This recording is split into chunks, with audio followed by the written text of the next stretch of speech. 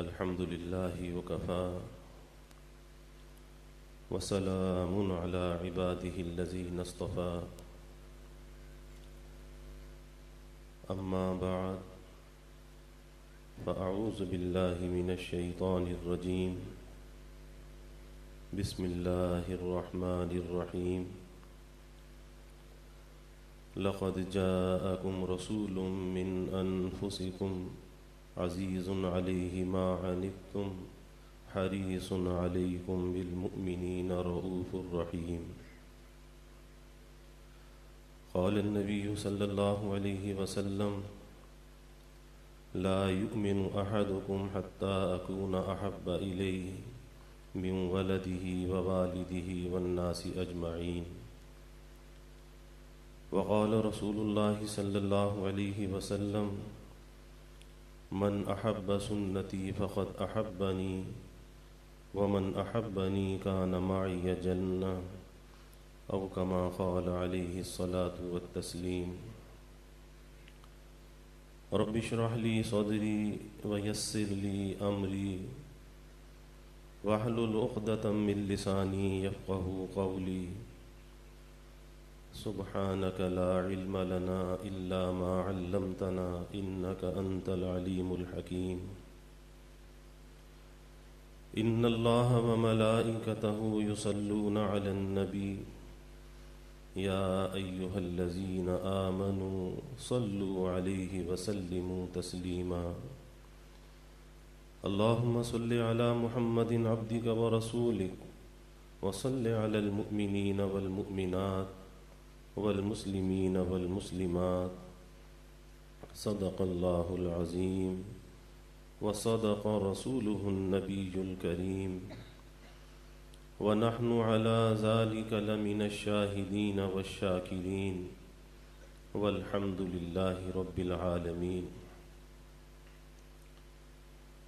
اللہ رب العزت کا بے حد کرم اور احسان ہے، اللہ تعالیٰ نے ہمیں اس ماہ ربیع الاول کی ان آخری ساعتوں میں، ان بابرکت لمحات میں مل بیٹھنے کا یہ موقع عطا فرمایا۔ اللہ تعالیٰ ہم سب کو اس مل بیٹھنے کو قبول فرمائے اور اسے اللہ اپنی محبت کا، اپنے حبیب صلی اللہ علیہ وسلم کی محبت کا اللہ اسے ذریعہ بنائے۔ ماہ ربیع الاول کا مہینہ ہر سال آتا ہے اور ہم میں سے ہر شخص زندگی کی جتنی بہاریں گزار چکا ہے اتنی مرتبہ اس کی زندگی میں ماہ ربیع الاول کا مہینہ آیا اور رخصت ہو گیا، اور یہ مہینہ بھی اب رخصتی کے قریب ہے۔ یہ ماہ ربیع الاول جب آتا ہے تو یہ کچھ پیغام لاتا ہے، کچھ پیغام ہمیں دے کر جاتا ہے، لیکن ہماری کیفیت یہ ہے کہ وقتی طور پر اس مہینے کے آنے کے بعد کچھ ہلچل سی ہوتی ہے، اور جب یہ مہینہ رخصت ہوتا ہے تو پھر عشق رسول اور محبت رسول کے جو جذبات ہوتے ہیں وہ بھی ٹھنڈے ہو جاتے ہیں۔ محبت رسول اور عشق رسول کا کیا صرف اتنا ہی تقاضا ہے، اور ہمارے محبوب صلی اللہ علیہ وسلم کا ہم پر کیا اتنا ہی حق ہے کہ ہم سال میں چند دن ذکر رسول صلی اللہ علیہ وسلم کر لیں اور اس کے بعد سارے سال کے لیے فارغ ہو جائیں، اس ذکر کو فراموش کر دیں، پھر آئندہ سال کا ہم انتظار کریں؟ کیا اس کو ہم عشق رسول اور محبت رسول کہہ سکتے ہیں؟ عاشق جو ہوتا ہے وہ تو اپنے محبوب کے لیے بے چین ہوتا ہے، عاشق اپنے محبوب کے لیے بہانے تراشتا ہے کہ کس طرح سے میں اس کو یاد کروں، کس طریقے سے میں اس کا ذکر کروں۔ تو یہ کیسا عشق ہے، یہ کیسی محبت ہے؟ ایک طرف ہم اپنی زندگیوں کو دیکھتے ہیں، سب کے سامنے ہے، کچھ ڈھکا چھپا نہیں ہے۔ ایک طرف ہم صحابہ کی زندگیوں کو دیکھتے ہیں کہ جن کے لیے ہم قسم کھا کر بھی یہ بات کہہ سکتے ہیں، اور ہم کیوں نہ قسم کھائیں کہ جن کے لیے جن کی فضیلتیں اللہ قرآن میں بیان کرتا ہے کہ وہ سچے عاشق رسول تھے، ان کے دل میں محبت رسول صلی اللہ علیہ وسلم تھی، وہ اپنے محبوب کی ایک ایک ادا پر عمل کرنے کے لیے اور اپنے محبوب کے اشاروں پر اپنی جانیں اور اپنے مال قربان کرنے کے لیے ہر وقت آمادہ رہتے تھے۔ کیا یہ جذبہ ہمارے اندر بھی ہے؟ یہ صحابہ کی کیفیت تھی۔ اور پھر اس سے بڑھ کر ہمارے محبوب صلی اللہ علیہ وسلم کی کیا کیفیت ہے، اور اس امت کے ساتھ، جس امت کے ہم بھی فرد ہیں اور بلا استحقاق کے بن مانگے اللہ نے یہ فضیلت اور یہ شرف، یہ سعادت ہمارے ساتھ جوڑ دی ہے، اس امت کے لیے اللہ کے حبیب صلی اللہ علیہ وسلم نے کیسی کیسی قربانیاں دی ہیں، اور کس طرح سے ہر ہر موقع پر اس امت کو یاد رکھا ہے، اس امت کو فراموش نہیں کیا۔ آج ہم بھی سوچیں کہ ہم اپنے نبی کو یاد رکھتے ہیں؟ کیا ہماری زندگی میں یاد رسول ہے؟ جیسے آپ صلی اللہ علیہ وسلم کی حیات طیبہ میں امت کی یاد موجود تھی، اور کوئی وقت ایسا نہیں گزرتا تھا کہ جب آپ اپنی امت کو یاد نہ کرتے ہوں، آپ نے کبھی اسے فراموش نہیں کیا۔ تو ہمیں اپنا بھی ذرا جائزہ لینا چاہیے کہ اللہ نے ایسے نبی کا دامن ہمیں عطا کیا کہ جو تمام انبیاء کا سردار، سید الاولین والآخرین، سید البشر، خیر البشر، تمام انبیاء کے سردار ہیں، ان کا دامن اللہ نے ہمیں عطا کیا۔ تو کیا ہم کہہ سکتے ہیں کہ ہم اپنے نبی کے ساتھ کوئی وفا کا تعلق رکھتے ہیں؟ اور وفا کہتے کس چیز کو ہیں؟ وفا کس چیز کا نام ہے؟ تو ایک ہماری زندگی ہے، ایک صحابہ کی زندگی، اور ایک ہمارے محبوب صلی اللہ علیہ وسلم کی حیات طیبہ، جس کو اللہ نے قرآن میں کہا لَقَدْ كَانَ لَكُمْ فِي رَسُولِ اللَّهِ أُسْوَةٌ حَسَنَةٌ، کہ تمہارے لیے بہترین اسوہ، بہترین طریقہ اگر کوئی ہے، کیا مطلب؟ کہ جس کو فالو کیا جائے، جس کی پیروی کی جائے، جس کی اطاعت کی جائے، جس کے راستے پر چلا جائے۔ کوئی اگر راستہ ہے، کوئی اگر طریقہ ہے، اور اللہ اس کی گواہی دے رہا ہے، وہ کس کا طریقہ ہے؟ وہ اللہ کے حبیب صلی اللہ علیہ وسلم کا طریقہ ہے۔ تو جب اللہ نے ہمیں نبی بھی سب سے بہتر اور سب سے اعلیٰ عطا فرمایا، اور طریقہ بھی سب سے اعلیٰ اور اشرف ہمیں عطا فرمایا، اور اس امت کو تمام امتوں میں سب سے بہتر امت بنایا، خیر امت کا لقب اس کو دیا، کنتم خیر امت اخرجت للناس تأمرون بالمعروف وتنہون عن المنکر، خیر امت کا لقب دیا۔ کتنے شرف اور کتنی سعادتیں جمع ہیں، لیکن ہمارا برتاؤ اپنے نبی کے ساتھ ہمیں سوچنا چاہیے کہ وفا کا تعلق ہے یا نہیں ہے۔ اور وفا صرف زبان سے اظہار کا نام نہیں ہے، وفا جو ہے صحابہ کی وفا تھی۔ صحابہ کی وفا کیسی وفا تھی کہ ہر وقت اپنا تن من دھن سب کچھ قربان کرنے کے لیے آمادہ رہتے تھے۔ صحابہ کو جو تعلق تھا رسول اللہ صلی اللہ علیہ وسلم سے، اور یہ صحابہ کی جماعت ایسی جماعت جس کا ذکر اللہ نے قرآن میں بھی کیا ہے، وہ سب سے پہلی جماعت ہے جو تربیت یافتہ ہے رسول اللہ صلی اللہ علیہ وسلم کی، جو بارگاہ رسالت صلی اللہ علیہ وسلم سے فیض یاب ہوئی، یہی وجہ ہے کہ قرآن و احادیث ان کی فضیلت سے بھرے ہوئے ہیں.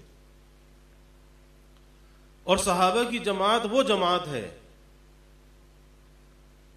کہ جن کے ذریعے سے، جن کے وسیلے سے یہ اللہ کا دین ہم تک پہنچا ہے. آج بہت سے لوگ صحابہ پہ اعتراض کرتے ہیں. یاد رکھیے کہ صحابہ کی وہ جماعت ہے کہ اگر صحابہ کی اس جماعت کو درمیان سے ہٹا دیا جائے تو پھر ہر چیز کے اندر شک پڑ جاتا ہے، پھر ہمارے ایمان میں، قرآن میں، پھر ہر چیز کے اندر شک ہے، کیونکہ ہم تو واسطہ در واسطہ چیزیں ہم تک پہنچی ہیں. اور صحابہ کی جماعت وہ جماعت تھی کہ جنہوں نے اس امانت کے حق کو ادا کیا اور اس امانت کو حفاظت کے ساتھ امت کے اندر منتقل کیا اور اس کی حفاظت کا ایسا انتظام کیا کہ قیامت تک کوئی اس دین کے اندر تحریف نہیں کر سکتا، اس دین کے اندر کوئی رد و بدل نہیں کر سکتا. اور ایک جماعت اہل حق کی قیامت تک رہے گی کہ جس کے ذریعے سے اللہ تعالیٰ اس دین کی حفاظت کرے گا، اس قرآن کی حفاظت کرے گا، اپنے نبی صلی اللہ علیہ وسلم کے طریقوں کی حفاظت کرے گا. یہ دین بھی قیامت تک رہے گا، یہ قرآن بھی قیامت تک رہے گا، اور میرے نبی صلی اللہ علیہ وسلم کی سنت اور طریقہ، آپ کا اسوہ، یہ بھی قیامت تک رہے گا. اور ایک جماعت ایسی رہے گی قیامت تک جس کا اللہ نے انتظام کیا ہے اور ہوتا رہے گا کہ جو اس کی حفاظت کرنے والی ہوگی. تو صحابہ ہمارے محسنین ہیں، اور صحابہ کی وہ جماعت تھی کہ جو اس دنیا کے اندر رہتے تھے، لیکن اس دنیا میں رہتے ہوئے وہ لگتے نہیں تھے کہ وہ اس دنیا کے فرد ہیں. فکر آخرت اس درجے ان پر غالب تھی، اور یہ اثر تھا رسول اللہ صلی اللہ علیہ وسلم کی تربیت کا کہ دنیا کے مال و دولت سے، دنیا کے اسباب سے انہیں کوئی سروکار نہیں تھا. انہیں ایک ہی فکر تھی، اور وہ فکر تھی آخرت کی فکر. آج ہماری کیا کیفیت ہے کہ فکر تو ہمیں بھی ہے لیکن آخرت کی فکر نہیں ہے، دنیا کی فکر ہے. دنیا کے کھانے کمانے کی، دنیا کے عیش و عشرت کی، دنیا میں سر بلند ہونے کی.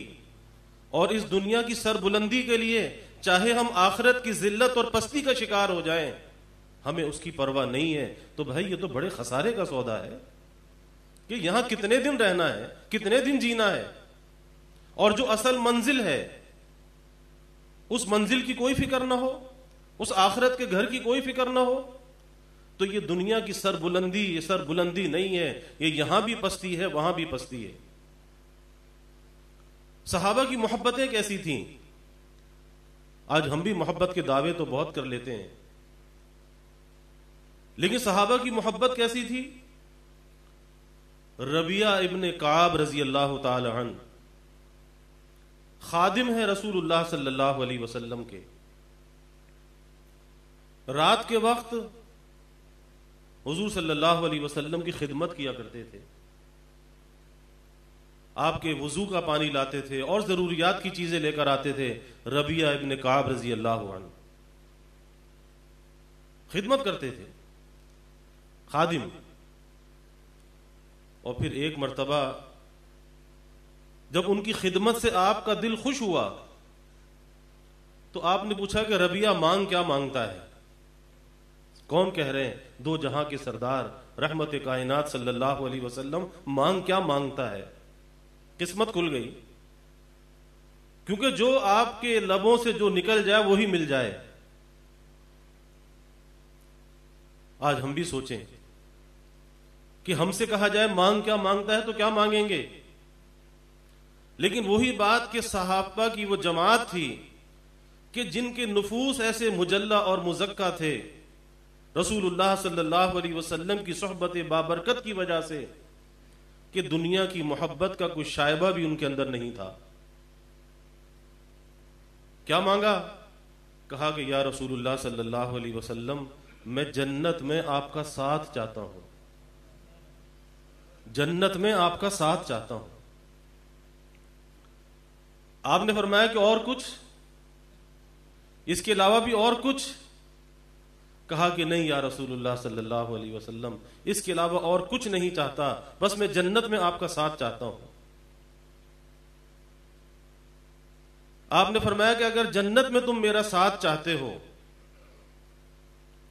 تو تم کثرت سے نمازیں پڑھنا، اور جب تم کثرت سے نمازیں پڑھو گے، نماز کی مشقت کو برداشت کرو گے، میں اللہ کے دربار میں تمہاری سفارش کروں گا، اور اللہ کے دربار میں جب میں تمہاری سفارش کروں گا تو تمہیں جنت میں میرا ساتھ نصیب ہو جائے گا۔ کیا راستہ دکھایا؟ نماز کا راستہ دکھایا۔ اور آج نماز میں سب سے زیادہ سستی اور غفلت ہے، کہ جس کا سب سے پہلے حساب ہونے والا ہے، کہ میدان حشر میں جس کی نماز صحیح نکلے گی اس کے باقی اعمال بھی صحیح نکلیں گے، لیکن آج سب سے زیادہ کوتاہی ہے تو نماز کے اندر ہے، چاہے مرد ہو یا خواتین ہو، لیکن ہر ایک نماز کی کوتاہی کا شکار ہے۔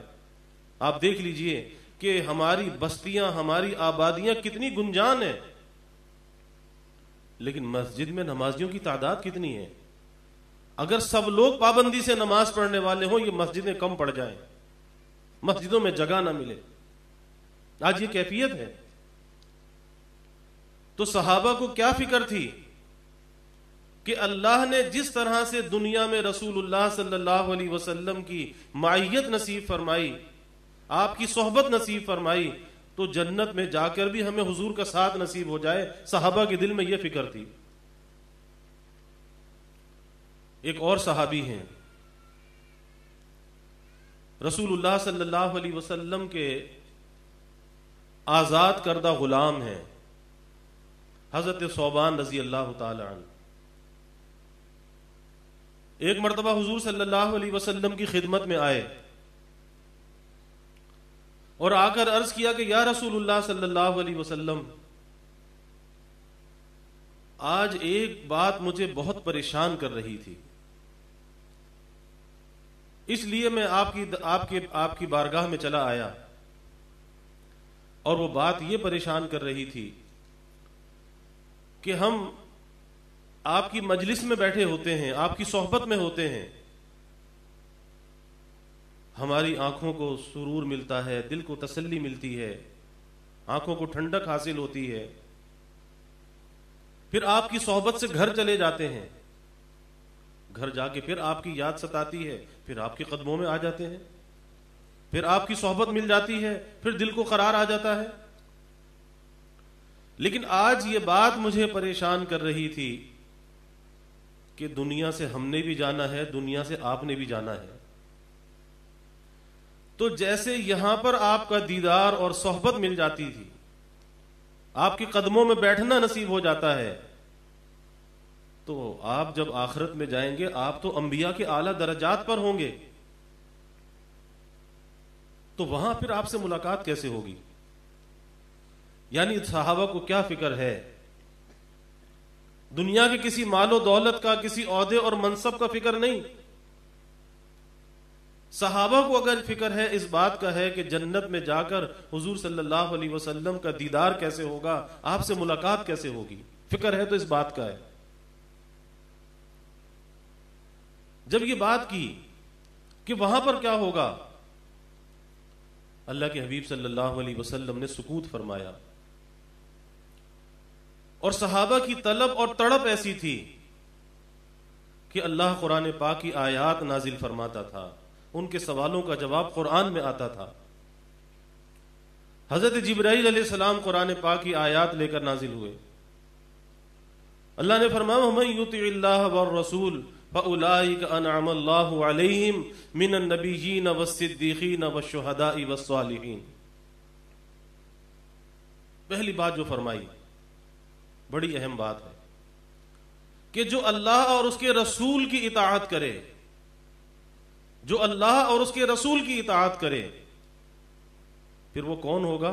انعام یافتہ بندوں میں سے ہوگا، اس پر اللہ کا انعام ہوگا۔ اور وہ اللہ کا انعام کیا ہوگا؟ وہ انبیاء کے ساتھ ہوگا، وہ صدیقین کے ساتھ ہوگا، وہ شہداء کے ساتھ ہوگا، وہ صالحین کے ساتھ ہوگا۔ لیکن کب ہوگا؟ کہ جب اللہ اور اس کے رسول کی اطاعت اس کے اندر ہوگی، تو پتہ یہ چلا کہ اللہ کا انعام یافتہ بندہ جب بن سکتا ہے کہ جب اس کی زندگی کے اندر اللہ اور اس کے رسول کی اطاعت موجود ہو۔ تو ہمیں بھی اپنے آپ کو جانچنا چاہیے، پرکھنا چاہیے کہ ہمیں تو معیار اور کسوٹی دے دی گئی، اب اس معیار اور کسوٹی پر ہم اپنے آپ کو پرکھتے چلے جائیں کہ کتنا اس پر ہم پورا اترتے ہیں، کتنا ہمارے دل کے اندر یقین ہے کہ ہاں ہمیں بھی انبیاء کی اور صدیقین اور شہداء صالحین کی معیت وہاں پہ نصیب ہوگی۔ ذرا اپنے آپ کو جانچنا پرکھنا تو چاہیے، اپنے عمل کو پرکھنا چاہیے، اپنے معاملات کو پرکھنا چاہیے، اپنی معاشرت کو پرکھنا چاہیے، اپنی عبادات کو دیکھنا چاہیے، اپنے عقائد کو دیکھنا چاہیے، ہر چیز کے اندر اپنا جائزہ لینا چاہیے کہ کیا میرا عمل ایسا ہے اور میرے عمل میں کوئی صحابہ کے کردار کی جھلک نظر آتی ہے کہ جن کی تعریفیں اللہ قرآن کے اندر بیان کرتا ہے، وہ صحابہ کی ایسی جماعت ہے۔ محمد الرسول اللہ والذین معه اشداء علی الکفار رحماء بینہم تراہم رکعا سجدا یبتغون فضلا من اللہ ورضوانا سیماہم فی وجوہہم من اثر السجود۔ اللہ صحابہ کی تعریف بیان کرتا چلا جاتا ہے کہ یہ رسول اللہ صلی اللہ علیہ وسلم کے ساتھی کیسے ہیں، اشداء علی الکفار، کہ یہ کفار کے ساتھ بڑے شدت والے ہیں۔ آج کہتے جی کفار سے بھی نرم گوشہ رکھو، ارے بھائی الاسلام ملت واحدہ والکفر ملت واحدہ، اسلام الگ ملت ہے اور کفر الگ ملت ہے۔ اور اگر کافر کسی ملک میں رہتا ہے اس کے حقوق ہیں، شریعت نے اس کو اس کے حقوق دیے ہیں، لیکن اس کا یہ مطلب نہیں کہ کوئی یہ نعرہ لگائے کہ جی کوئی ہندو مسلمان بھائی بھائی کیسے ہو سکتا ہے، کبھی بھی نہیں ہو سکتا۔ اپنے ذہنوں کو صاف رکھنا چاہیے۔ تو اللہ یہ صحابہ کی تعریف میں کہتا ہے اشداء علی الکفار، کہ کفار کے معاملے کے اندر یہ بہت سخت ہیں، اور رحماء بینہم، اور آپس کے اندر بڑے آپس میں رحم والے، بڑے نرم دل، آپس کے اندر بڑے رحم والے، بڑے نرم دل ہیں۔ اور پھر آگے اللہ ان کی تعریف بیان کرتا ہے تراہم، تو انہیں دیکھے گا رکعا سجدا یبتغون فضلا من اللہ ورضوانا، کبھی وہ سجدے میں ہیں، کبھی وہ رکوع میں ہیں، اللہ کی فضل کو اور اس کی رضا کو تلاش کر رہے ہیں، اس کی رضا جوئی کے اندر لگے ہوئے ہیں، کبھی کھڑے ہیں، کبھی بیٹھے ہیں، کبھی سجدے میں ہیں، کبھی وہ رکوع میں ہیں، ان کی یہ کیفیت ہے۔ اور پھر سیماہم فی وجوہہم من اثر السجود، کہ وہ جو کثرت سجود کا جو اثر ہے ان کے چہروں سے، ان کی پیشانیوں سے نظر آتا ہے کہ ان کے اندر کتنی خشیت ہے، اندر کتنا خوف ہے، کتنی محبت ان کے اندر ہے، اور اس محبت اور خوف کے جو اثرات ہیں اور ان کی عبادات کے جو انوار ہیں وہ ان کے چہروں سے نظر آتے ہیں۔ کیا ہم بھی کوئی ایسی عبادت کرتے ہیں؟ کیا ہماری نمازیں بھی ایسی نمازیں ہیں؟ ہمارے ذکر اذکار ایسے ہیں کہ جس کا اثر ہمارے چہروں سے ظاہر ہو؟ آج دنیا کی حرص و ہوس انسان پہ غالب ہے۔ یہی وجہ ہے کہ اسے عبادت کی لذت کا پتہ نہیں، اسے تلاوت کی اور ذکر کی لذت کا پتہ نہیں کہ اس میں کیا حلاوت ہے، سجدوں میں کیا لذت اور حلاوت ہے، کیونکہ دنیا کی مادیت آج انسان کے اوپر غالب ہے۔ اور جب دنیا کی مادیت غالب ہے تو سجدہ بھی ہے تو وہ دنیا کی محبت کے ساتھ ہے کہ دنیا دل میں گھسی ہوئی ہے۔ کیسے لذت حاصل ہوگی، کیسے اس کے اثرات اور انوار حاصل ہوں گے؟ تو یہ صحابہ کی وہ جماعت ہے کہ جنہوں نے رسول اللہ صلی اللہ علیہ وسلم سے ایسی محبت کی۔ غزوہ تبوک کا موقع آیا، مسلمانوں کے حالات کمزور تھے، سخت گرمی کا زمانہ تھا، اللہ کے حبیب صلی اللہ علیہ وسلم نے اعلان جہاد فرما دیا۔ اب لوگ اپنا سامان لا کر جمع کرانے لگے۔ حضرت عثمان ابن عفان رضی اللہ تعالی عنہ نے 100 اونٹ ممائے ساز و سامان کے دیے، پھر 200 اونٹ دیے، پھر 300 اونٹ دیے، پورے ساز و سامان کے ساتھ۔ اللہ کے حبیب صلی اللہ علیہ وسلم کا دل اتنا خوش ہوا، فرمایا کہ اب اس کے بعد عثمان جو چاہے کرے، اس پر کوئی پکڑ نہیں۔ آج تو لوگ اللہ کے راستے میں خرچ کرنے میں سوچتے ہیں، اور وہ صحابہ تھے۔ حضرت عمر رضی اللہ تعالیٰ عنہ آئے، سامان لے کر آئے، آپ کے پاس سامنے رکھ دیا، پوچھا کہ عمر کیا لے کر آئے؟ حضرت عمر رضی اللہ عنہ نے یہ سوچا، کیونکہ صحابہ کی یہ کیفیت تھی کہ وہ نیکی میں ایک دوسرے پر سبقت لے جانا چاہتے تھے. فاستبقوا الخیرات، قرآن بھی ہم سے کہتا ہے کہ نیکی میں ایک دوسرے پر سبقت لے جاؤ. آج ہم نیکی میں تو سبقت لے جانے کی کوشش نہیں کرتے، ہاں گناہوں کے اندر کوشش کرتے ہیں کہ دوسرے سے آگے بڑھ جائیں. تو حضرت عمر رضی اللہ تعالی نے دیکھا کہ اس وقت حضرت ابو بکر کے پاس مال کم ہے، تو میں اس دفعہ زیادہ مال لے کر جاتا ہوں تاکہ اس مرتبہ تو ابو بکر سے میں سبقت لے جاؤں. جب اپنا مال لے کر پہنچے حضور صلی اللہ علیہ وسلم کی خدمت میں، پوچھا کہ عمر کیا لے کر آئے، پیچھے کیا چھوڑ کر آئے؟ کہا جی جو مال تھا اس کا نصف لے آیا اور نصف پیچھے چھوڑ آیا. حضرت ابو بکر رضی اللہ عنہ بھی تشریف لے آئے. کون ہے ابو بکر رضی اللہ عنہ؟ کہ انبیاء علیہم الصلوۃ والسلام کے بعد سب انسانوں میں سب سے افضل ترین اگر کوئی ہستی ہے وہ سیدنا ابو بکر صدیق رضی اللہ عنہ ہے، اور جن کے لیے اللہ کے حبیب صلی اللہ علیہ وسلم نے فرمایا کہ اس دنیا میں جس نے مجھ پر کوئی احسان کیا میں نے اس کے احسان کا بدلہ ادا کر دیا، لیکن ابو بکر کے احسانات کا بدلہ میں ادا نہیں کر سکا، اس کے جو احسانات کا بدلہ ہے وہ اللہ ادا کرے گا، میں اس کے احسانات کا بدلہ ادا نہیں کر سکا. حضرت ابو بکر رضی اللہ عنہ اپنا سامان لے کر آئے، پیش کر دیا. پوچھا کہ ابو بکر کیا لے کر آئے، پیچھے کیا چھوڑ کر آئے؟ کہا کہ یا رسول اللہ صلی اللہ علیہ وسلم جو کچھ تھا سب لے آیا، گھر میں اللہ اور اس کے رسول کا نام چھوڑ کر آیا. اب بظاہر کمیت کے اعتبار سے حضرت ابو بکر کا مال کم تھا، حضرت عمر رضی اللہ عنہ کا زیادہ تھا، لیکن اللہ کے یہاں کمیت کو نہیں دیکھا جاتا، اللہ کے یہاں کیفیت کو دیکھا جاتا ہے کہ وہ کل تھا وہ نصف تھا. تو یہ صحابہ کی کیفیت تھی. ہم بھی ذرا اپنا جائزہ لیتے جائیں. ہمارا یہ مل بیٹھنا بھائی ایک فکر کے لیے ہے کہ ہم صحابہ کے واقعات کو سنیں، اپنے نبی صلی اللہ علیہ وسلم کی سیرت کو سنیں، اور پھر اپنی زندگی کو اس پر پرکھیں کہ ہماری زندگی کس پیمانے کے اوپر ہے، اور کیا کل جب اللہ کے سامنے پیشی ہوگی کوئی چیز ہمارے پاس ہے کہ جو آپ کے سامنے اللہ کے سامنے پیش کر سکیں؟ کیا اللہ کے سامنے پیش کریں گے؟ اور یہ دنیا کی زندگی تو بھائی فانی ہے، فانی ہے، اور ہر انسان جو ہے وہ فنا کی طرف بڑھ رہا ہے. ہر انسان اپنی موت سے قریب ہو رہا ہے، قبر سے قریب ہو رہا ہے، لیکن دھوکہ لگا ہوا ہے. کہتے جی عمر بڑھ رہی ہے، حالانکہ عمر تو گھٹ رہی ہے. تو سوچنا چاہیے کہ انجام آگے کیا ہوگا. یہ صحابہ کی کیفیت تھی، اور حضور صلی اللہ علیہ وسلم کو اس امت کے ساتھ کیسا تعلق تھا کہ ساری ساری رات ایک آیت پڑھتے ہوئے آپ گزار دیتے تھے. آپ کے پاؤں مبارک پر ورم آ جاتا تھا. کس کے لیے دعائیں کرتے تھے، کس کے لیے اللہ سے مانگتے تھے؟ اس امت کے لیے.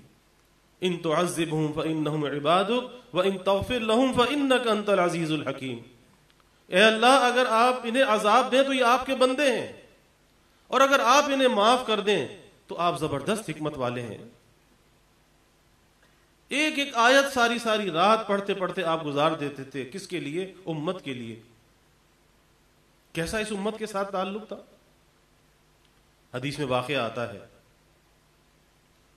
کہ ایک مرتبہ آپ صلی اللہ علیہ وسلم زار و قطار رو رہے ہیں، زار و قطار رو رہے ہیں. اللہ نے حضرت جبرائیل علیہ السلام کو بھیجا کہ جاؤ محبوب سے پوچھو کہ رونے کا سبب کیا ہے.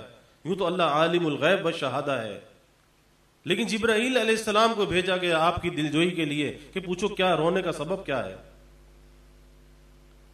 جبرائیل آئے کہ اللہ پوچھتا ہے کہ آپ کے رونے کا سبب کیا ہے. آپ نے فرمایا کہ میری امت، یہ رونا جو ہے امت کے لیے ہے کہ امت کا کیا بنے گا، امت کا کیا بنے گا. جبرائیل علیہ السلام آسمانوں پر گئے، کہا کہ آپ کے رونے کا سبب امت ہے. کہا کہ محبوب سے کہہ دو کہ امت کے معاملے میں آپ کو راضی کریں گے، ناراض نہیں کریں گے. جبرائیل علیہ السلام جب پیغام لے کر آئے کہ اللہ یوں فرماتا ہے کہ امت کے معاملے میں آپ کو راضی کیا جائے گا، امت کے معاملے میں ناراض نہیں کیا جائے گا. تو آپ نے کیا فرمایا؟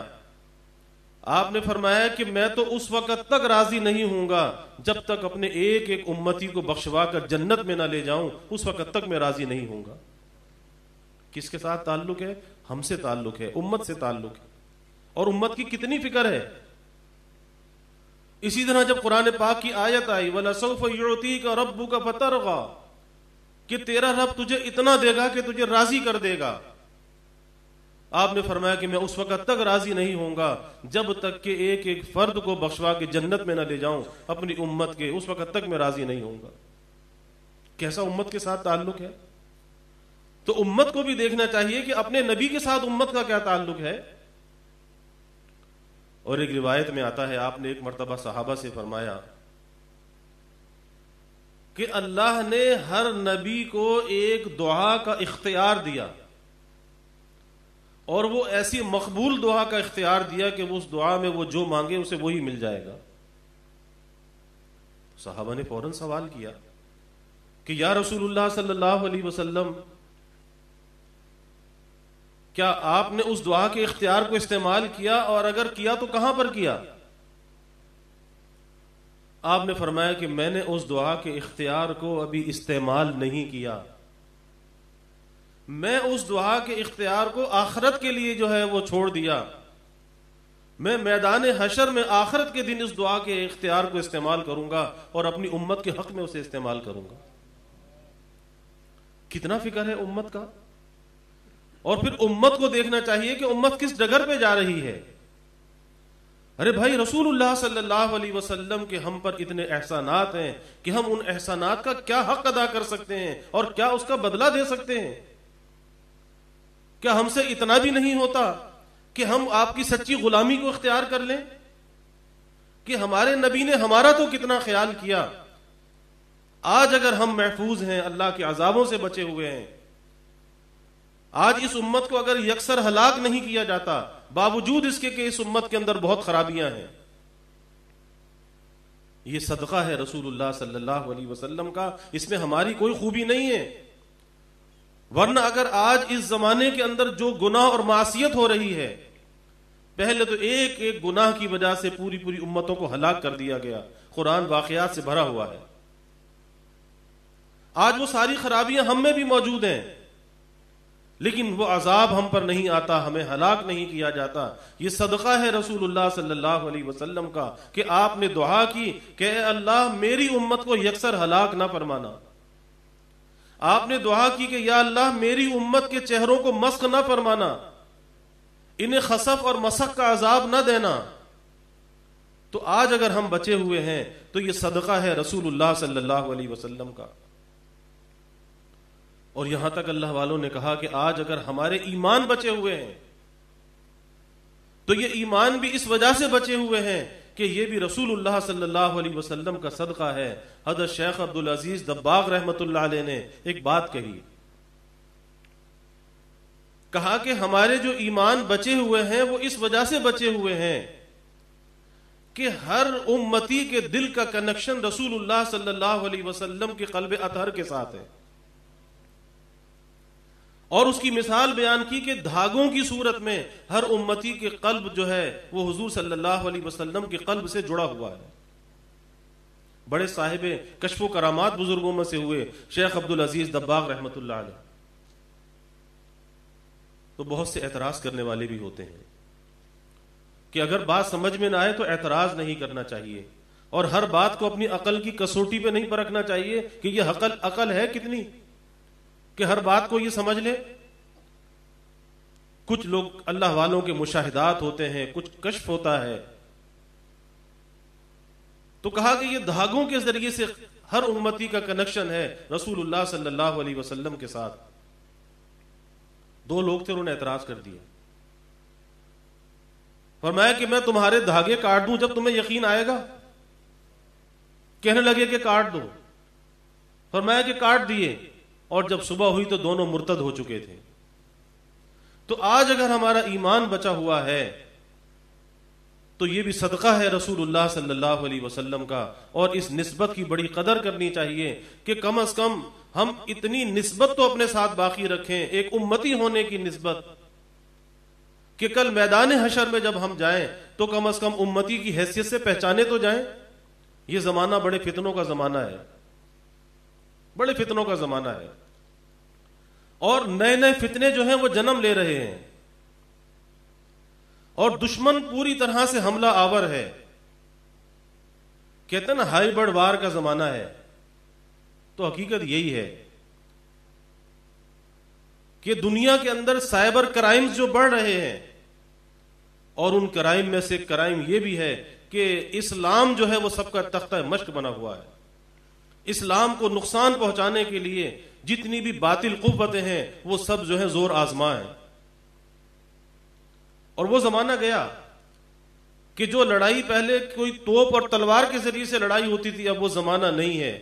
اب یہ ہائیبرڈ وار کا جو زمانہ ہے، آج یہ موبائل فون جو سب کی جیبوں کے اندر ہے، آج اس کے ذریعے سے شکست دی جا رہی ہے، لوگوں کے ذہنوں کو تبدیل کیا جا رہا ہے کہ کسی جنگ کسی ہتھیار کی ضرورت نہیں، یہی ایک ہتھیار ایک ایسا ہے کہ جس کے ذریعے سے لوگوں کے ذہنوں کو تبدیل کر دیا جائے، اور گھر بیٹھے آدمی شکست خوردہ ہو جائے، اور گھر بیٹھے باطل کو فتح حاصل ہو جائے۔ تو آج وہ فتنے کا زمانہ ہے، اور اس فتنے کے زمانے میں اپنے ایمان کی حفاظت یہ بہت ضروری ہے۔ اور اس حفاظت کا ذریعہ کیا ہے؟ وہ حفاظت کیسے ہوگی؟ کیونکہ آج ہم دیکھتے ہیں کہ آج امت ذلت اور پستی کا شکار ہے، تنزلی کا شکار ہے، مشکلات بجائے گھٹنے کے بڑھ رہی ہیں۔ ایک زمانہ تھا، اسلام کی تاریخ، دنیا کی تاریخ اس بات کی شاہد ہے کہ مسلمانوں کا عروج تھا، مسلمان ترقی پر تھے، دنیا نے وہ منظر بھی دیکھا ہے، تاریخ اس کی شاہد ہے۔ اگر ان حالات کو دیکھیں اور آج کے حالات کو دیکھیں کہ آج ذلت اور پستی کیوں ہے، اور جب ترقی اور فتوحات کیوں تھی، آخر سبب کیا ہے؟ سبب تو ڈھونڈنا چاہیے نا، معلوم تو کرنا چاہیے کہ سبب کیا ہے۔ ایک ہی فرق نظر آتا ہے کہ پہلے لوگوں نے رسول اللہ صلی اللہ علیہ وسلم کی غلامی کا طوق اپنے گلے میں ڈالا تھا، فخر کے ساتھ آپ کی غلامی میں جیتے اور مرتے تھے، وہ کسی سے مرعوب نہیں ہوتے تھے، کسی سے متاثر نہیں ہوتے تھے۔ یہی وجہ ہے اللہ نے عزت دی، شوکت دی، اللہ نے غلبہ دیا، وہ دنیا پہ چھاتے چلے گئے۔ اور آج یہی ایک فرق ہے کہ آج اس غلامی کے طوق کو ہم نے اپنے گلے سے نکال دیا۔ یہی وجہ ہے کہ جب اس غلامی کے طوق کو اپنے گلے سے نکالا، جو فخر سے ڈالنا چاہیے تھا، آج ذلت اور پستی کا شکار ہو گئے۔ آج عزت اور شوکت ڈھونڈتے ہیں، کامیابی اور کامرانی ڈھونڈتے ہیں، تو بغیر اس کے کامیابی کیسے مل سکتی ہے؟ کیسے انسان کامیاب ہو سکتا ہے؟ کسی شاعر نے کہا کہ مومن جو فدا نقش کف پائے نبی مومن جو فدا نقش کف پائے نبی ہو زیر قدم آج بھی عالم کا خزینہ، کہ اگر آج بھی یہ حضور صلی اللہ علیہ وسلم کی غلامی کا طوق اپنے گلے میں ڈال لے، اور دنیا کے خزانے آج بھی تیرے قدموں میں آ جائیں گے۔ حضرت عمر رضی اللہ تعالیٰ عنہ کی فتوحات کو دیکھ لیجئے، حضرت خالد بن ولید رضی اللہ عنہ کی جرأت اور بہادری کو دیکھ لیجئے، حضرت علی کرم اللہ وجہ کی شجاعت کو دیکھ لیجئے۔ کس چیز پر بھروسہ تھا؟ اس پر تھا کہ ہم غلام ہیں رسول اللہ صلی اللہ علیہ وسلم کے، اللہ کی مدد ہمارے ساتھ ہے، اور اللہ کی مدد کا مشاہدہ ہوتا تھا، اللہ کی مدد کا مشاہدہ ہوتا تھا۔ کیسی کیسی فتوحات ہیں۔ خالد بن ولید رضی اللہ تعالی عنہ کتنے جری اور بہادر ہیں کہ جب ماہان ارمنی کے دربار میں پہنچے، اس نے استقبال کے لیے ریشم کا قالین بچھا دیا، نیزے کی نوک سے قالین کو اٹھا کر پھینک دیا۔ اس نے کہا میں نے تو آپ کے استقبال کے لیے بچھایا۔ کہنے لگے کہ ہمارے محبوب صلی اللہ علیہ وسلم نے ریشم کا استعمال مرد کے لیے حرام قرار دیا ہے، اور تیرے اس فرش سے میرے اللہ کا بچھایا ہوا فرش اچھا ہے۔ اس نے کہا کہ خالد ہمارے بھائی بن جاؤ۔ مہان ارمنی جو بادشاہ تھا بڑے روب کی حالت میں ہوتا تھا، آہنی اور فولادی لباس پہنے ہوئے ہوتا تھا، کہتے خالد ہمارے بھائی بن جاؤ۔ کہا کہ کلمہ پڑھ بھائی بن جائے گا؟ کہا یہ تو نہیں ہو سکتا، کلمہ پڑھوں اور بھائی بن جاؤں، یہ تو نہیں ہو سکتا۔ کہا کہ پھر اس کلمے کے لیے ہم نے اپنے سگے بھائیوں کو چھوڑ دیا، تو کیا چیز ہے؟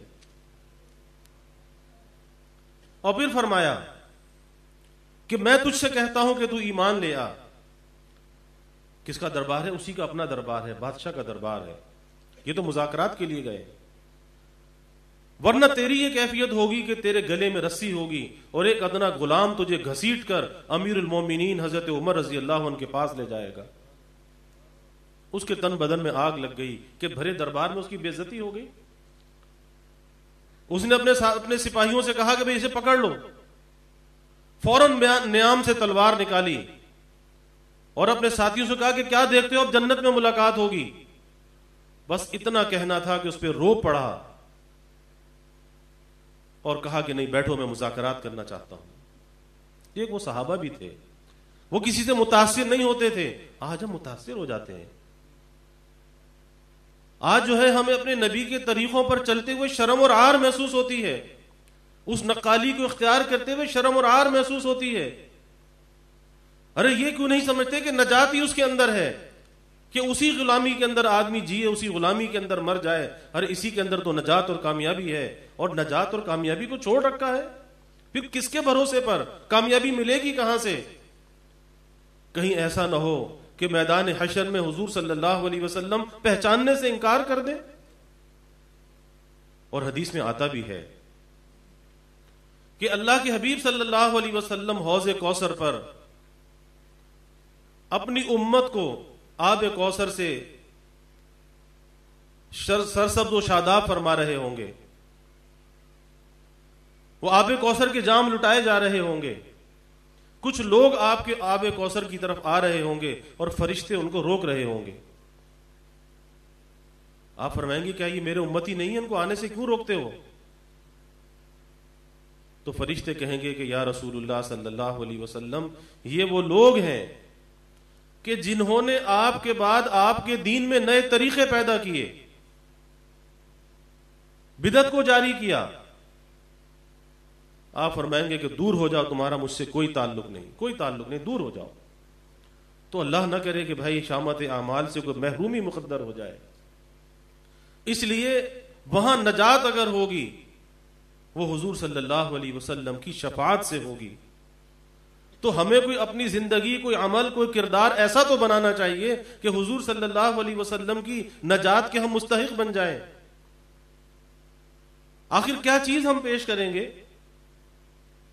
ہم ایک خواب و خیال کی اس دنیا کے اندر جی رہے ہیں اور حقیقت سے بہت دور ہیں، اور پھر اپنے کو ہم بڑا قابل، بڑا سمجھدار بھی کہتے ہیں، بڑا ہوشیار اور بڑا زیرک بھی کہتے ہیں، جبکہ حقیقت یہ ہے کہ اگر کوئی عقل مند ہے تو عقل مند کی پہچان تو یہی ہے کہ وہ اپنے نبی کی غلامی کو اختیار کر لے، اور جو اس غلامی کو اختیار نہیں کرتا تو پھر وہ عقل سے استعفیٰ دیے ہوئے ہے۔ پھر کہاں کی عقل ہے؟ کوئی عقل و خرد اس کے پاس نہیں ہے۔ تو کہا کہ مومن جو فدا نقش کفے پائے نبی ہو زیر قدم آج بھی عالم کا خزینہ۔ یہ دنیا آج بھی قدموں میں آ سکتی ہے، گر سنت نبوی کی کرے پیروی امت، گر سنت نبوی کی کرے پیروی امت، طوفان سے نکل جائے گا پھر اس کا سفینہ، طوفان سے نکل جائے گا پھر اس کا سفینہ۔ کہ یہ سفینہ اگر طوفان سے نکالنا چاہتے ہیں اور اسے کسی ساحل اور کنارے پر لگانا چاہتے ہیں تو بھائی کنارہ بھی تو ہمارے پاس ایک ہی ہے، اور تو کوئی کنارہ بھی نہیں ہے۔ اس کنارے سے اگر اپنا سفینہ لگا دیا تو بیڑا پار ہو جائے گا، ورنہ پھر منجدہار میں جو ہے وہ بھٹکتے رہیں گے، پھر کامیابی کہاں سے ملنے والی ہے؟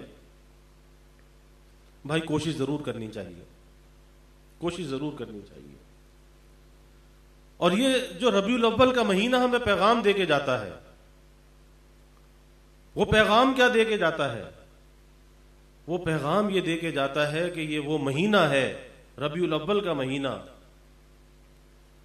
کہ اللہ رب العزت نے اس مہینے کا انتخاب فرمایا،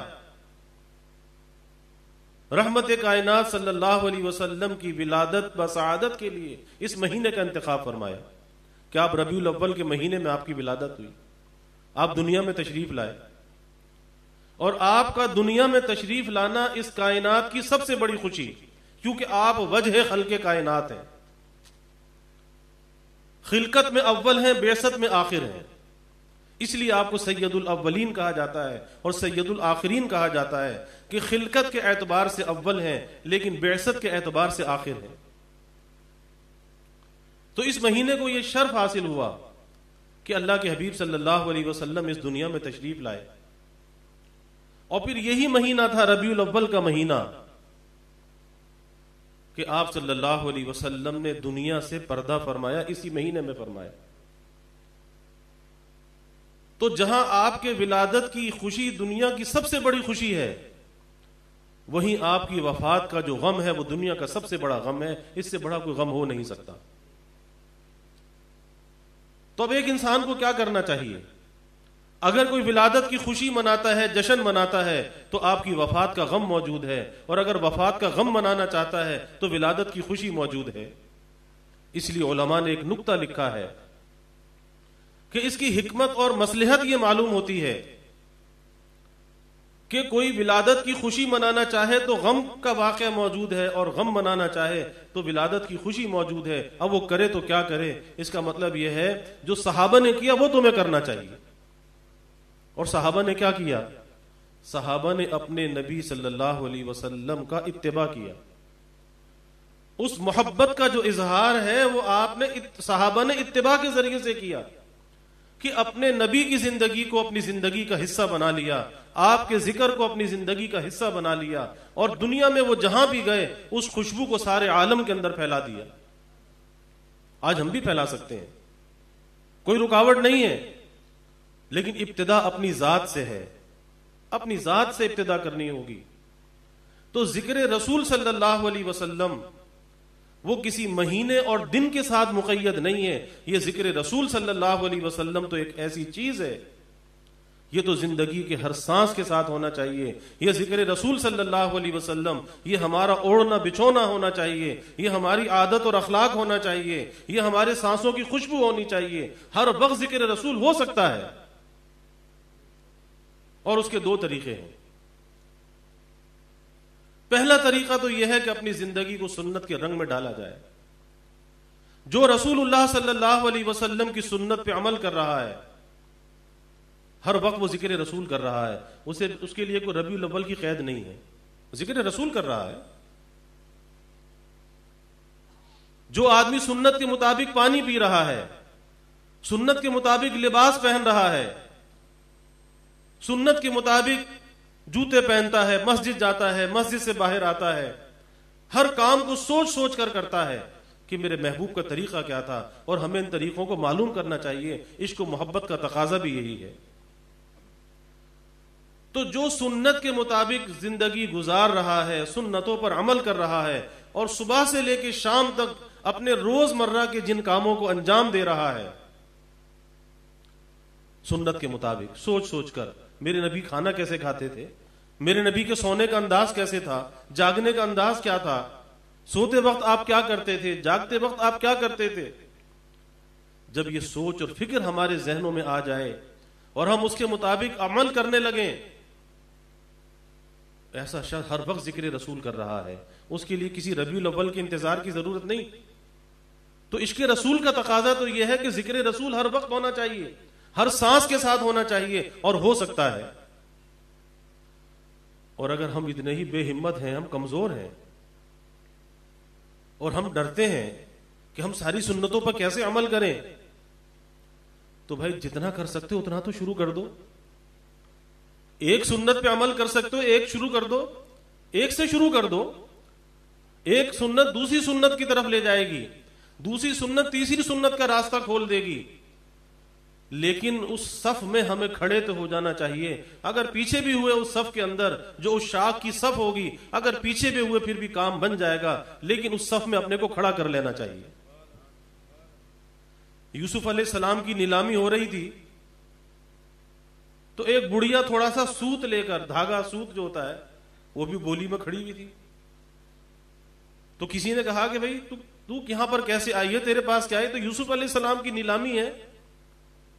کہا جی میرے پاس یہ سوت ہے, اس سے خریدنے آئی ہوں. تو کہا کہ کیا پاگل پن کی بات ہے کہ اس سوت سے یوسف علیہ السلام کو خریدے گی؟ کہنے لگی کہ کل قیامت کے دن جو خریداران یوسف ہوں گے, اگر میں نہ خرید سکی تو ان خریداران یوسف میں میرا نام تو آ جائے گا کہ یہ بھی خریداروں میں سے تھی.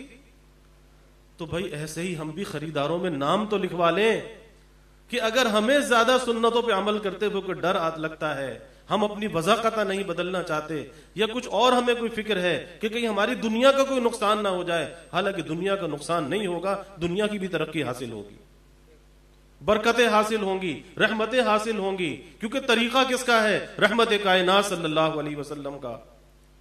وما ارسلناک الا رحمتا للعالمین, کہ اللہ نے آپ کو رحمت للعالمین بنا کر بھیجا. اللہ رب العالمین ہے اور آپ رحمت للعالمین ہیں.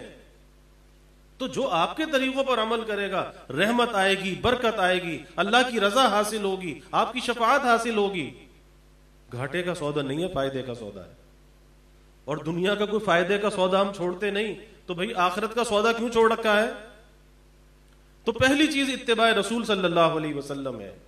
کہ کوئی کتنا بزدل ہے, کم ہمت ہے, ارے ایک سنت سے شروع کر دے, 2 سنت سے شروع کر دے, لیکن کرنا تو چاہیے. ایک لگن, ایک تڑپ تو دل میں ہونی چاہیے. اللہ راستے کھولتا چلا جائے گا, آگے ہمت بڑھتی چلی جائے گی, اور پھر اپنے محبوب کا یہ سراپا بن جائے گا. محبوب کی غلامی کی جھلک اس کے اندر آ جائے گی. اور ایک ایمان والے بندے میں یہی ہونا چاہیے کہ دور سے پہچانا جائے کہ ہاں یہ غلام ہے رسول اللہ صلی اللہ علیہ وسلم کا. تو پہلی چیز ذکر رسول, اصل ذکر رسول کیا ہے؟ اتباع رسول صلی اللہ علیہ وسلم ہے. اور اس اتباع رسول صلی اللہ علیہ وسلم کے ساتھ ہم ہر وقت ذکر رسول کر سکتے ہیں, اس کے لیے ربیع الاول کی قید نہیں ہے. دوسری چیز, رسول اللہ صلی اللہ علیہ وسلم پر کثرت سے درود پاک کا اہتمام, کثرت سے درود پاک کا اہتمام. یہ حق ہے رسول اللہ صلی اللہ علیہ وسلم کا. اور ہم کیا درود بھیجیں گے, اور یہ کتنا بڑا شرف اور سعادت ہے. اس لیے علماء نے لکھا ہے کہ ایک شرف آدم علیہ السلام کا تھا کہ اللہ نے ملائکہ سے آدم علیہ السلام کو سجدہ کرایا تھا. لیکن رسول اللہ صلی اللہ علیہ وسلم کا یہ جو شرف ہے آدم علیہ السلام کے شرف سے بڑا ہوا ہے. اللہ قرآن میں کہتا ہے ان اللہ و ملائکتہ یصلون علی النبی, کہ بے شک اللہ اور اس کے فرشتے رحمت بھیجتے ہیں نبی صلی اللہ علیہ وسلم پر. وہاں سجدہ فرشتوں نے کیا تھا, اور یہاں اللہ کی عادت ہے, اللہ کے فرشتوں کی عادت ہے کہ وہ رحمت بھیجتے ہیں نبی کریم صلی اللہ علیہ وسلم پر. اور پھر ہم پر بھی فضل فرما دیا کہ اللہ اور اس کے فرشتوں کی عادت ہے. اور ظاہر ہے کہ جو بڑوں کا منصب ہوتا ہے, چھوٹوں کے اندر وہ اہلیت کہاں ہوتی ہے کہ وہ چیز ان کو بھی دے دی جائے. اللہ نے ہم پر احسان فرما دیا کہ جو اللہ اور اس کے فرشتوں کی عادت ہے اس میں ہمیں بھی شریک کر لیا, ہم جیسے گنہگار اور خطاکاروں کو شریک کر لیا.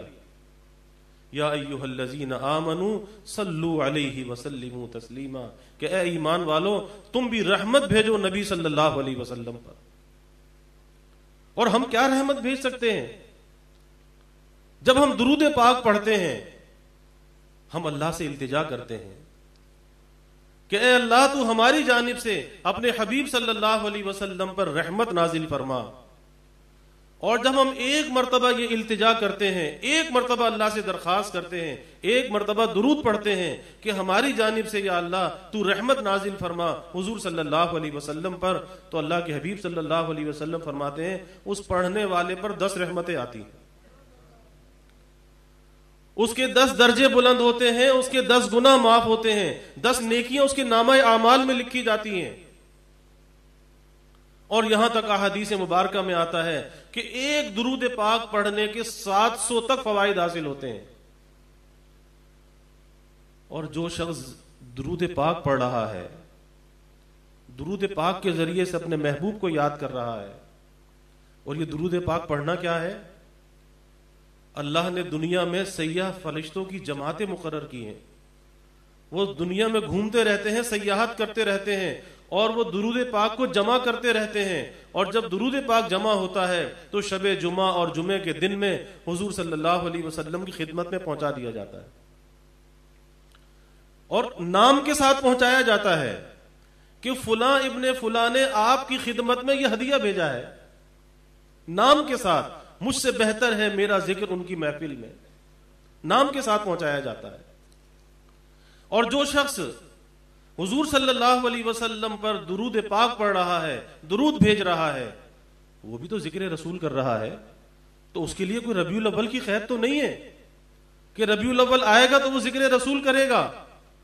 یہ بھی تو ذکر رسول ہے، جو حضور صلی اللہ علیہ وسلم پر درود بھیج رہا ہے وہ ذکر رسول کر رہا ہے، اور یہ ذکر رسول ہر وقت ہو سکتا ہے، ہر سانس کے ساتھ ہو سکتا ہے، کوئی قید اس کے لیے نہیں ہے۔ تو میں یہ کر رہا ہوں کہ اس ذکر رسول کو اپنی زندگی کا حصہ بنائیے، اس ذکر رسول کو اپنی طاقت اور قوت بنائیے، اس ذکر رسول کو اپنی نجات کا ذریعہ بنائیے، آپ کی شفاعت کا ذریعہ بنائیے۔ اس لیے آپ نے فرمایا کہ قیامت کے دن وہ شخص میرے زیادہ قریب ہوگا جو مجھ پر جتنا زیادہ درود پڑھنے والا ہوگا وہ میرے قریب بھی ہوگا، اور میں اس کا گواہ اور سفارشی بھی ہوں گا۔ تو کون نہیں چاہتا کہ اسے شفاعت حاصل ہو رسول اللہ صلی اللہ علیہ وسلم کی؟ کون نہیں چاہتا؟ تو بھائی درود پاک کی عادت ہونی چاہیے۔ پھر میں وہی بات عرض کرتا ہوں کہ اگر ہم اتنے ہی کمزور ہیں، اتنے ہی بھول بھجکڑ ہیں کہ ہمیں یاد بھی نہیں رہتا، یاد تو رہنا چاہیے۔ جب کھانا یاد رہتا ہے، ناشتہ یاد رہتا ہے، چائے یاد رہتی ہے، دنیا کے کام یاد رہتے ہیں، تو محبوب پر درود بھیجنا بھی تو یاد رہنا چاہیے۔ یہ کیوں بھول جاتے ہیں؟ یہ بھی تو ہماری غذا ہے، روح کی غذا ہے، ایمان کی غذا ہے، یہ کیوں بھول جاتے ہیں؟ اس لیے بھول جاتے ہیں کہ اسے ضروری نہیں سمجھتے۔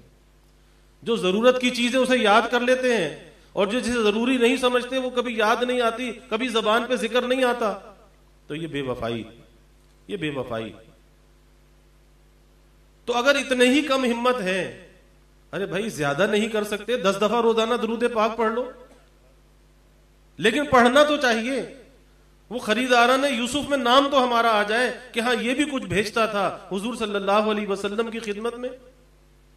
اور ایک حدیث پاک میں آتا ہے، اللہ کے حبیب صلی اللہ علیہ وسلم نے فرمایا کہ جو مجھ پر ایک مرتبہ درود بھیجتا ہے اللہ اس پر 10 درود بھیجتا ہے، یعنی 10 رحمتیں بھیجتا ہے، اور جو مجھ پر 10 مرتبہ درود بھیجتا ہے اللہ 100 مرتبہ اس پر درود بھیجتا ہے، اور جو 100 مرتبہ مجھ پر درود بھیجتا ہے اللہ اس کی پیشانی پر لکھ دیتا ہے براءۃ من النار براءۃ من النفاق، کہ یہ آگ سے بھی بری ہے، نفاق سے بھی بری ہے، اللہ اس کی پیشانی پر لکھ دیتا ہے۔ اور حدیث شریف میں آتا ہے یہ جو ہم دعائیں مانگتے ہیں نا، اور بس ہر آدمی جانتا اپنی دعا کہ وہ مانگتا کیسے ہے، مانگنی چاہیے کیسے اور مانگتا کیسے ہے، پھر شکوہ بھی کرتا ہے جی دعا قبول نہیں ہوتی۔ ارے تو نے جس طرح مانگنی چاہیے مانگی ہی نہیں تو وہ قبول کیسے ہو؟ تو اللہ کے حبیب صلی اللہ علیہ وسلم نے فرمایا کہ یہ دعائیں زمین اور آسمان کے درمیان معلق رہتی ہیں، یہ آسمان پر نہیں اٹھائی جاتی جب تک کہ مجھ پر درود پاک نہ بھیجا جائے، درود نہ پڑھا جائے، اس وقت تک ہماری دعائیں بھی آسمان پہ نہیں جاتی۔ اس لیے جب آدمی دعا کرے تو دعا کے اول بھی درود پاک پڑھے، دعا کے آخر بھی درود پاک پڑھے۔ اس دعا کی درود پاک کی برکت سے، درود ایسا عمل ہے کہ جو ہر حال میں مقبول ہے، ہر حال میں قبول ہے، تو ایسا نہیں ہو سکتا کہ اللہ تعالیٰ اول اور آخر کے درود پاک کو قبول فرما لے اور درمیان کی دعا کو رد فرما دے۔ اس کی برکت سے دعا بھی قبول ہوگی۔ تو مستجاب الدعوات بننے کا طریقہ بھی یہی ہے کہ ہماری دعائیں قبول ہوں، اپنی دعائیں درود پاک کے صندوق میں بند کر کے بھیجو۔